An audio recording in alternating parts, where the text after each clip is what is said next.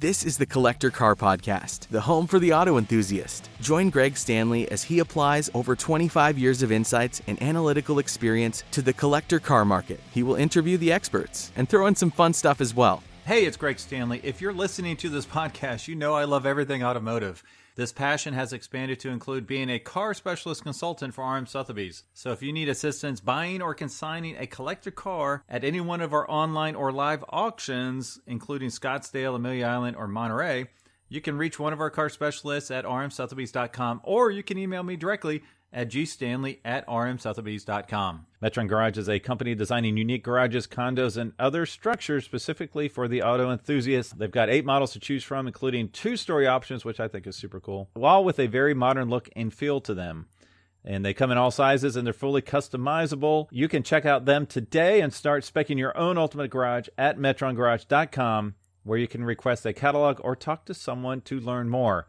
So be sure to check it out. Hey, it's Greg Stanley. This episode is all about the tremendous offerings RM Sotheby has during their Sandlots May sale and an interview with Joe Bortz. But before we get to that, I have to talk about the breaking news, the sale of the most expensive car in the world. This was truly insane, incredible. RM Sotheby's just sold the most expensive car in the world. I'm going to read this directly from their press release. I hope to have some of the key folks on the podcast in the future, so be sure to keep an eye out for that.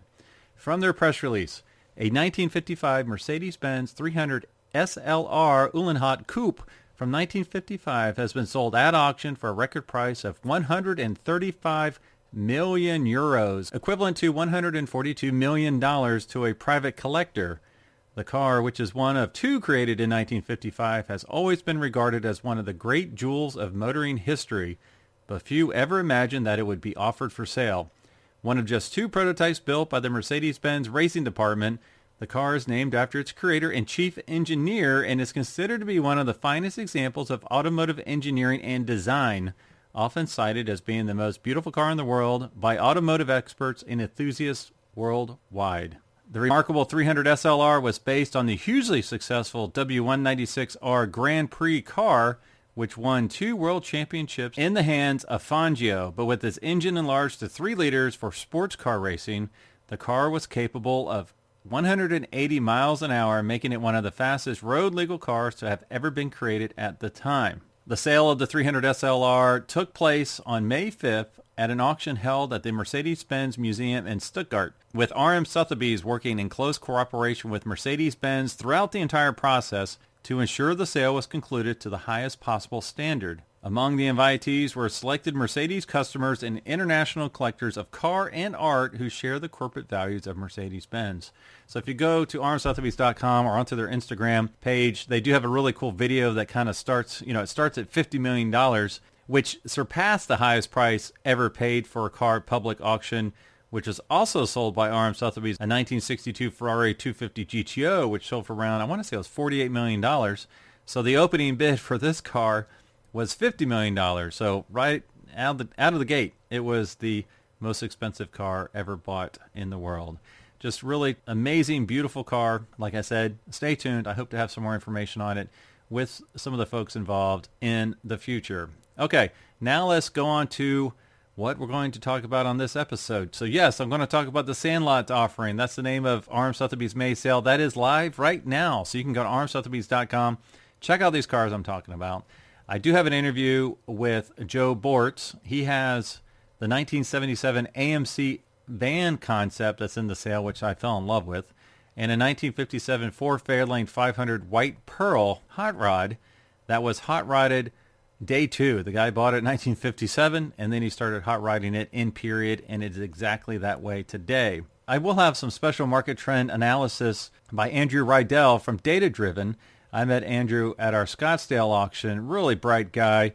His website is datadriven.autos.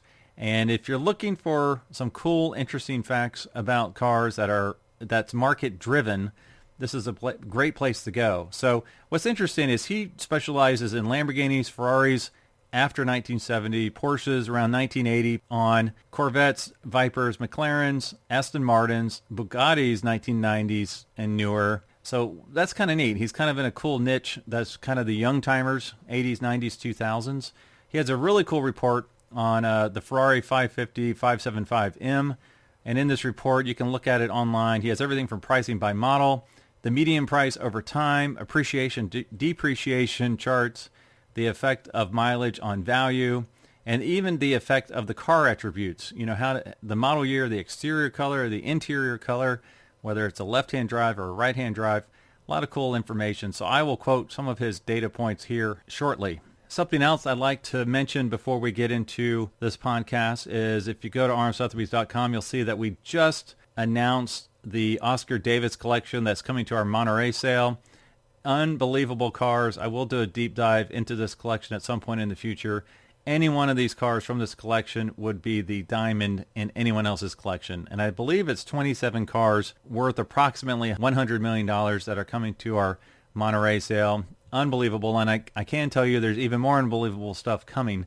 Just has not been announced yet. Now, one thing that's new to our online offerings, starting with this particular sale, our May sale, is that we're not just offering cars. We're offering other stuff that goes with cars.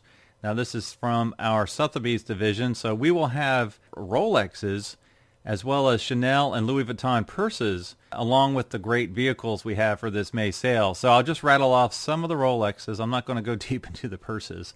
But for the Rolexes, we'll have a Daytona, a Steel Submariner, an Explorer 2, a Milgauss, hopefully I'm saying that correctly, and a two-tone Submariner in our May sale. That's all live right now. Be sure to check it out. I know a lot of car guys are watch guys, and a lot of car gals are watch gals, as well as Chanel and Louis Vuitton gals.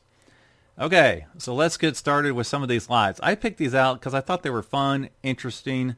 I'll say, go a little bit more in depth on a couple of them. The first one is the Scuderia Ferrari limited edition surfboard. When have you ever seen a surfboard before in a car auction? When have you ever seen a Ferrari surfboard? I've never seen either. The estimate on this one is $3,500 to $5,000. Goes great with this theme, sandlots, beach, fun in the sun, a Ferrari limited edition surfboard. All right, the next car is what you think of when you think of the beach. It's the dune buggy, but this is one of the original ones, the 1966 Meyers Manx. Actually, the original one, or at least the original builder.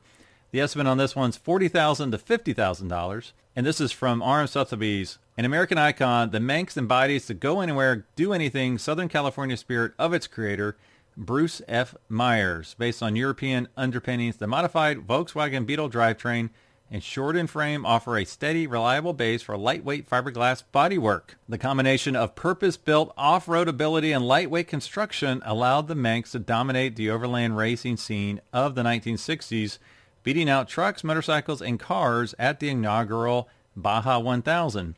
Aside from becoming a staple of off-road racing, it also developed a road-going pop culture following, boistered by its starring role in such films as Steve McQueen's The Thomas Crown Affair. I also remember there was a Saturday morning kids show. I don't remember what it was called, but there was a dune buggy that was one of the characters, and it had eyeballs for headlights and do stuff with its antenna. If you remember what that show was, shoot me a note. I'd love to look it up. All right, the next one is one you think of again when you think of the beach. A 1972 Volkswagen Type 2 microbus 23-window conversion, and the estimate on this one is $80,000 to $100,000. Again, I can see a surfboard sitting on top of that. The next one you might not think of as beach, but it's definitely something you would take cruising for dinner at the beach. 2017 Ford GT. Obviously, these have been hot for a while. They went tremendously up when they first became available to market once those 2-year moratoriums were lifted. They went soft, in the latest 6 months or so, and now they're starting to go back up. So the estimate on this one is $980,000 to $1.18 million. Some Hagerty data here. The latest 1-year change is up 15%. The latest 3-year change is up 28%. So that captures that big bump once the 2-year moratorium was lifted. All right, the next one's the 2020, basically brand new Porsche 911 Carrera 4S Coupe. Again, one that you would take to your fancy seafood restaurant. Estimates $125,000 to $175,000. This is a well-specified low-mileage Carrera 4S destined to be a future classic. Finished in extra-cost aventurine green metallic over tan leather. Now this one has a 443 horsepower, 3-liter twin turbocharged flat 6-cylinder engine paired with an 8-speed dual clutch PDK transmission. That would be a lot of fun. Stay tuned as well. I will be giving away a free Porsche for the weekend through Porsche Drive. More to come on that. Probably not for another 3 months or so, but stay tuned because you can win a Porsche for the weekend. All right, next is a 1990 Mercedes-Benz 250 GD Wolf. This one is the ultimate beachcomber. This thing is incredible. Picture a Jeep Wrangler, but built on a G-Wagon chassis, convertible, open air, this beautiful blue. So it's called here a bespoke Mercedes-Benz G-Class Resto Mod, refurbished and customized by Expedition Motor Company in Frenchtown, New Jersey. The estimate on this one is $120 to $135. It is wicked cool looking. Basically, everything was redone on this sport ute, finished in stunning sky blue over a custom interior with gray marine grade upholstery featuring blue contrast stitching. Now it's powered by a 2.5-liter inline 5-cylinder diesel engine paired with a 5-speed manual transmission, robust 4-wheel drive system with 3 locking differentials so you will not get stuck on those sand dunes. Actually has heated seats for when it gets chilly, lifted suspension, black steel wheels. Really, really cool. It's a tastefully modern twist on the venerable and timeless G-Class. Definitely check this out. There is a link in the description of this podcast. Just click the link. It'll take you right to the page. All right, the next is a 1937 Ford Custom Street Rod Woody. I always think of the beach when I think of Woodies. You know, the surfers would put their surfboards in the back there. Picture the mid to late 60s when these cars were 10 or 15 years old and nobody wanted them. Surfers picked them up because they could take them to the beach. They could put their boards in the back. It is iconic, especially in Southern California. Now, this is a high-end and customized street rod. It's based on a Chevrolet C4 Corvette chassis. The color is sunburnt bronze. Has a 1937 Ford grille and teardrop headlights, and is powered by a 383 Stroker V8. Oh, just sounds awesome. Now, the other thing that's cool, it has a leather tan interior, and it has bird's eye maple wood accents, maple roof slats, and a leather-wrapped chrome steering wheel. So just throw your surfboard on the top, and you could head down to the beach at about 120 miles an hour. It even has AC. What's not to like? All right, the next few I'm going to go into is all about the Mustangs. You know I'm a big Mustang fan. Been one for years. We have 3 of them in the sale. The first one just knocked my socks off when I saw it. It's super desirable. The estimate's $55 to $75 grand. It's a 1968 Ford Mustang GT convertible. So here's the thing with this car. It's a big block. It's a 390 cubic inch big block GT, verified by Marty Report. For Data Driven, he took a rolling average of 20 auction results. And so his data shows that in the latest 6 months, the 68 GT convertible has been flat. 1 year up 16%, 3 years up 22%. Now, I do like to look at how that compares to Hagerty's data. So in the latest 1 year up 18.8%. That's very close to what Andrew stated in his report. 3 year up 31.3%. So muscle cars are back on a tear here. I know it's a pony car, but with a big block, I'm going to put it in the muscle car category. It's a beautiful gold color, so I would definitely take a look at that. Now, the other two, it's a 1966 convertible and then another 1968 convertible, and both of them, the estimates are 35 to 45 grand. Beautiful colors. The 1966 Mustang, I think it's called Caspian Blue. It's a light blue color with dark blue interior. Beautiful, presents tremendously well. And then the 1968 is Springtime Yellow. Now, for 1968, it might have changed to a different name, but I think it's actually the same color. The 66 is a 289 two-barrel, and the 68 is, I think it's a 302 two-barrel. Both are great cruisers, ready for the sun. Absolutely beautiful. Great, unique colors you don't see all of the time. Now, for the 1966 Mustang convertible, 6 months change per Data Driven, up 21.7%. 1 year up 38%, and 3 years up 14.7%. For the 1968 Mustang convertible, the 6 month is up 14.6, the 1 year is up 23.8, and 3 year is basically flat, down 0.5%. So thanks to Data Driven for those bullet points. All right, the next car is one that I'm very familiar with as I'm representing the car in the sale. It's a 1959 Ford Anglia 100E. I hope I'm saying that correct. The estimate is $18,000 to $24,000. This is the car, you can call it the Harry Potter car. It's not the exact Harry Potter car. This one's in much better shape with much better colors. If you want to know what it looks like, picture the Harry Potter car. Now, per the Harry Potter car, that one was once owned by Arthur Weasley, Ron's dad, and it used to be a standard Ford Anglia until Mr. Weasley enchanted it by making it able to fly, becoming invisible to muggles, and to carry his entire family despite its modest size. Now, the one that's in our sale is a beautiful white with red accents and a two-tone white and red interior. And honestly, that's the car of all that I represent for the May sale. That's the one I've had the most interest in. So hopefully you'll find a new home. All right, the next one is a 2008 Saturn Sky Turbo convertible.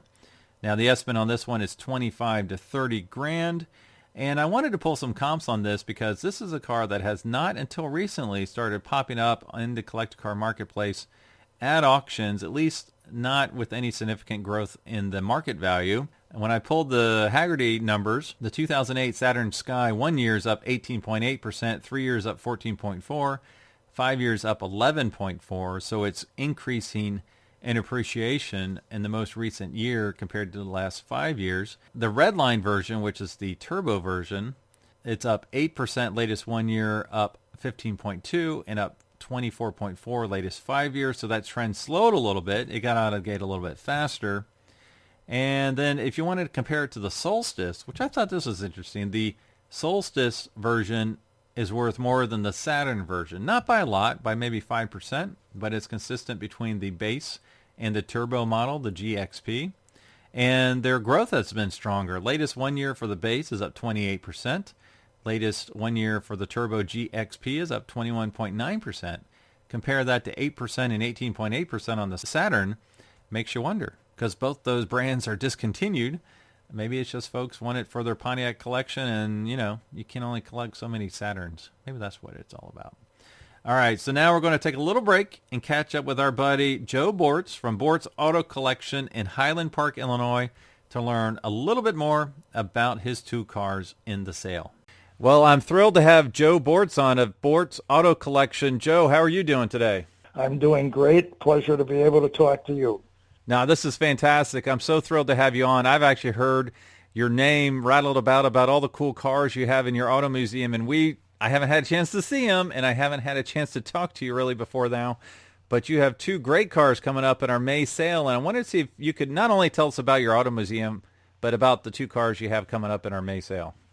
Sure. I'd be happy to. Just a little background on myself. I'm a 80-year-old guy that's been collecting cars for 55 years, and I have been known during that time to always collect some very unique, unusual cars, and usually cars that are one-off cars are what attracts me. But there's three reasons in my mind to be a car collector, such as I always say it's the locomotive for each individual, what drives them to pick out a particular, style or genre of car. And the three, classifications are either you love to look at them like me, so you look at them like artwork hanging on the wall or sculptures, or you like to drive them, and that's, some guys, they just have to be out there driving their cars, go on tours and stuff like that, and that's not really me. And the third one is the guys that love to take the cars apart and put them back together, and that's for sure isn't me. So in my early days when I was about 18 or 19, I took apart a 39 Cadillac engine in my parents' garage and put it back together, and the engine wouldn't even turn over. It was stuck. So I learned at that point in my life that I was not going to be a great mechanic. So anyhow, but I did love to go to the Chicago Auto Show at the amphitheater back then and see all the fantastic concept cars and things like that, and never thought I could ever touch one or sit in one, and eventually I owned quite a few. But I also like, very unusual and unique custom cars from the 50s and 60s, and certainly the 1957 Ford, the John North car. John North was the George Barris of the East Coast, and he was very famous out there for his custom cars. And his coup d'etat was the 1957 Ford that is in the auction. It's a car I've owned for about, around 15 years, maybe a little longer. And it's really a great car. And, of course, eventually his neighbor and his wife's cousin was Gene Pitney, and he sold the car to Gene Pitney. It became known as the Gene Pitney car. It's a fabulous car. It was ordered from the factory with an E-engine. An E-engine is a engine with two 4-barrel carburetors, and that was their police interceptor engine, and I believe it had solid lifters, although I'm not sure. And it was, I think it was rated around 300 horsepower, maybe a little more. He sent the car out and had it nose decked, raked, dummy spotlights, tuck and roll interior, but he went to complete extremes on the tuck and roll interior so that not only are the seats tuck and rolled, but the carpeting is tuck and rolled, and there's a steering wheel cover that goes on for show purposes that's tuck and rolled and is signed by Gene Pitney. And there's actually a tonneau that covers the back seat and attaches to the top of the front seat. So it was just, back then at the shows, you always wanted to have one-upmanship. So the car just went to all kinds of extremes, and it just runs phenomenally, sounds great. I mean, if you love custom cars from the 50s, this is really one of the best. And it runs great. And the car is about, I'd say, 90% original paint, chrome, interior. The car at one time had a little punch on the rear trunk, and that was fixed, back in maybe in the 80s or 70s or something, But the rest of the car is completely original paint and interior and everything, and it runs out phenomenally. So it's just a wonderful, wonderful car. It's a car you can take on a tour. You can you can drive it at 75, 85 miles an hour all day long if you wanted to. And it's going to be a great opportunity for somebody to add it to their collection. Yeah, and what I loved about it, as soon as I saw it, I sent it to one of my clients, and I was just blown away by the tuck and roll, like you said, on the floors, everywhere. I mean, it's just everywhere. And then the really cool RCA Victoria, is it called a Victor radio on the dash as well? Well, it's got the original radio. The knobs that control everything on the dash are specially made of triple layer custom plastics that's turned on a lathe. That's beautiful. It has a dummy TV in it that somebody could put in the insides if they wanted to try and get it working. And also the scalloping on the car is gold leaf. So, it's just, the trunk is remote opening from the rear window. There's a little pull lever there. It has the beautiful original chrome air intake over the two 4-barrel carburetors. Has a special, grill that was made, and I mean the car. And then there's pictures of the car, not of the car, but of John North holding his baby at that time. He's surrounded with him and his wife are surrounded by trophies. I mean, wherever he took the car, he was winning trophies. I think it won 30 or 40 trophies, within a couple, 3-year period for all the shows that it went to. So it was a very famous car. He was very famous. And his son that he's holding in the pictures came to see the car about a year or two ago. And we did a video, which is up on the internet, where he talks about the car, and he remembers Gene Pitney coming over to the house when he bought the car to take the car home to his house and all that. So everything is, pretty much, documented to a very high degree. So that's a wonderful, wonderful car, and somebody's going to be very, very pleased with it. I know you can still take it. It's a survivor car, so it's an amazing survivor car. That the paint and the chrome and everything is really in wonderful shape. The interior's in wonderful shape. The car runs out phenomenally. Yeah, it's a really great car. And like you said, a period car, preservation class car. I mean, a period hot rodded car, which is really, really amazing. Now, your other car on the auction really hit home with me because I think it's such a beautiful creation. It's a 1977 AMC AM van concept, and I grew up in the 70s, and to me this hits a lot of things. It's a van, it's 70s, I mean, it's amazing. So tell us a little bit about this cool ride. Right. Well, that's a concept car. It's what they call styling buck, and that means it looks like a completely running car. It was the stages for developing a design for a car back then were that they first have an artist do a small rendering of what they thought the next car should be, or and then they would sketch it up. And if it got approval from the design department, then somebody'd make a small clay model out of it, and then they'd pass that around. And if everybody liked that, then they'd make a full-scale clay model out of that. And if everybody liked that, then they would make the styling buck. The styling buck is the car has the full appearance of a complete running car. When you look at it, it was main purpose was to be able to take it outside, put it in the sunlight, have all the execs look at it to see what the car would look like as a finished product.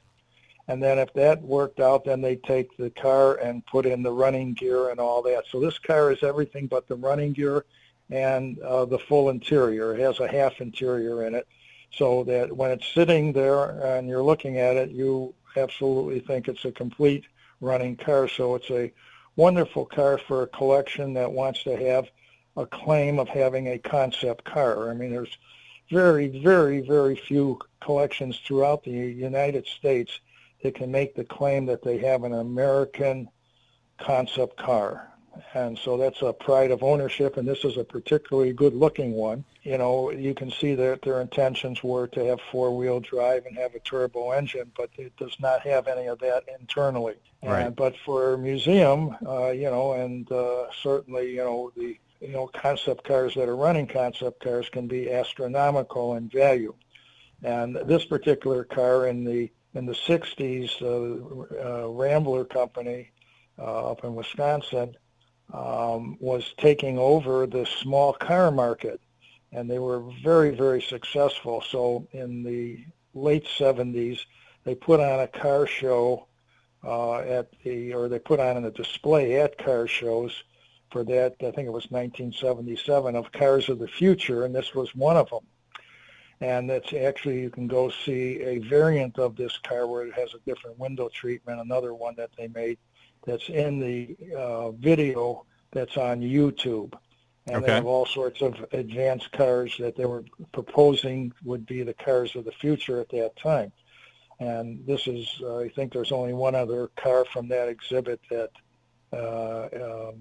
survived, but this is really the most important one and the most beautiful one. And everybody that sees it says, if they made that car, that design today, which is not dated at all with fins or anything like that, everybody said, what a marvelous car, I got to buy one.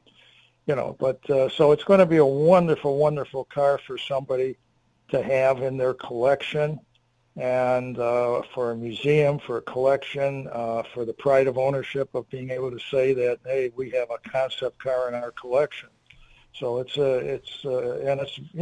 everybody that sees it is just blown away with its attractive design. The car was given to us when Chrysler bought AMC, and because we had saved so many Chrysler concept cars, they wanted to do something for us, so they made us a deal, and we ended up buying it from Chrysler, but they were very nice about making sure that we got it.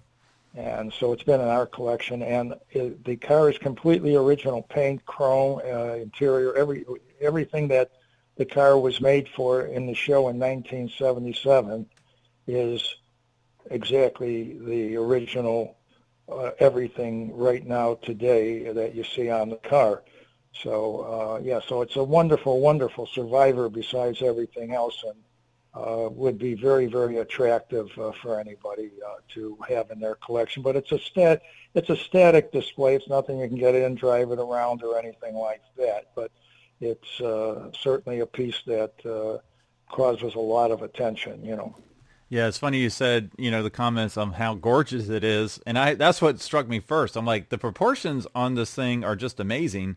It is really good looking. I mean, to me, I'm surprised it wasn't greenlit in period because it is such an attractive design. If you take a look at those wheels, which are specially made for the car, I mean, if you had to have those wheels custom cut and made for some car that you were making for the Grand National Roadster Show or for some other reason, you'd probably spend, just for the wheels, $50,000 to $100,000 to have those wheels made and cut and designed for you.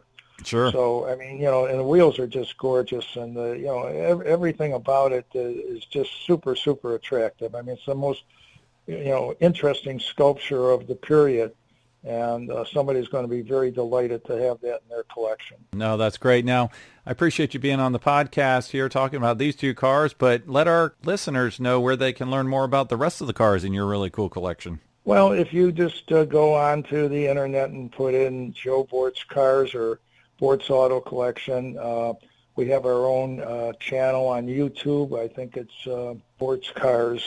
You'll see a lot of videos of our cars. And, of course, concept cars has been my specialty since the early 80s. And, a lot of people say I'm the go-to concept car guy, especially for, of course, American concept cars. And, so it's been a wonderful thing for me to enjoy the hobby the way I have. And, of course, I've had all sorts of classic cars, Duesenbergs and V12 Packard dual cowl Phaetons, and some good Ferraris, huh? Ferraris. I've had some of the best Ferrari short wheelbase Berlinetta, short wheelbase California Roadsters, but I ended up being always interested, whatever I collected, whether it was Ferraris or Duesenbergs or Cords. I still have my 1937 Cord that I bought in 1968.